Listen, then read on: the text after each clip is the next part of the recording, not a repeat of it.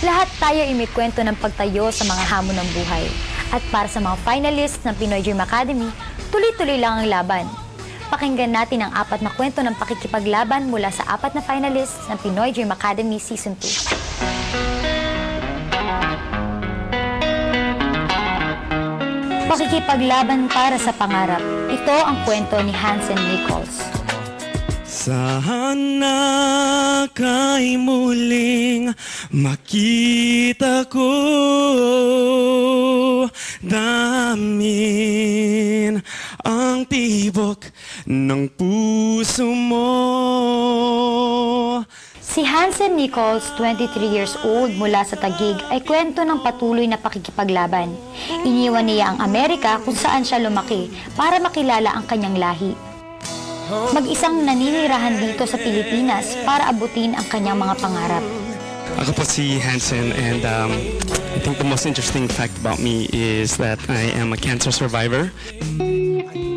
Pero ang pakikipaglaban niyang ito ay hindi lang dito nagsimula. Maagang naghiwalay ang kanyang mga magulang at sa edad na 18, hamon na sakit na cancer ang kanyang hinarap. 18 years old siya nang maaksidente at dahil sa impact nito, may lumabas na bukol sa kanyang leeg. I got into a very big car accident, mga 5 cars. I was the 4th one in line.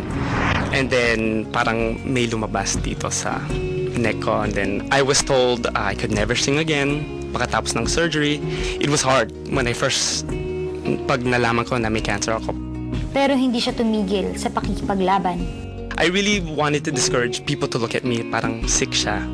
So I thought baka yan ang tingin ng mga tao sa akin na parang ay may cancer siya, parang kawawa naman. Sige, 'di ba? I didn't want that. Sa season 1 ng Pinoy Dream Academy, nakasali siya sa top 30 ng NCR. Pero hindi pinalad na makapasok sa loob ng academy. Sa ikalawang pagkakataong ibinigay sa kanya, maipaglalaban na ba niya ang kanyang pangarap?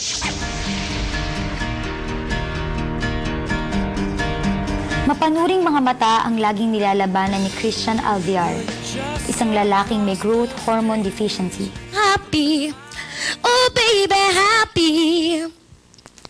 La la la la la la la la. Si Christian Alviar ay maliit sa paningin. 25 years old na siya, pero mapagkakama na siyang isang bata. Kulang yung body ko na mag-produce ng growth hormones saka testosterone. Kaya ito, bata pa rin po yung itsura ko. So, parang pag tinignan mo ako, babae po yung itsura ko pero lalaki talaga. Si Christian ang bunso sa 4 na magkakapatid. Menopausal baby si Christian at ang kanyang pagiging maliit ang dahilan kung bakit iba ang tingin sa kanya ng maraming tao. Maliit ako, parang inaano nila na unano, yung mga bata, pag nakikita nila, ilang taon na yan, tapos pagsasabihin ko yung totoong edad ko, inaano nila ako na, ay, unano yan, unano, pero, kumbaga, hindi nila kilala kung sino ako. Ninja Technique! Tornado Fighter! Pero imbis na maging hadlang, ang kanyang kalagayan at ang kanyang boses ang naging sandatan niya para makatulong sa kanyang pamilya. Naging sidekick din siya ni Cesar Montano sa pelikulang Bullet. At naging front act pa para sa ilang kilalang singer. Ito rin kaya ang magiging daan para siya'y makilala?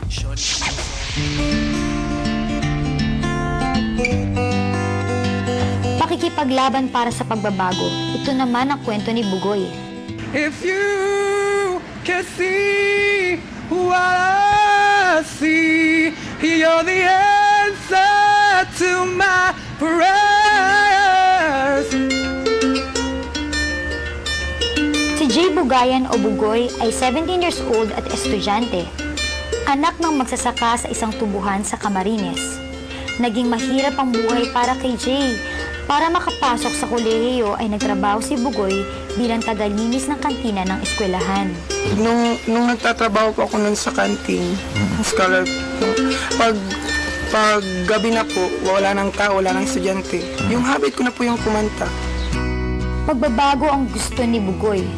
Pagbabago mula sa mahirap nilang buhay. Kaya nag-aaral siya para maging chef at makapagtrabaho sa ibang bansa. Dati po ako isang accountancy student. Then nag-shift po ako ng food service institutional management. Sa una ay hindi alam ni Bugoy na marunong siyang kumanta. Sumasabay lang siya sa mga kantang narinig sa radyo.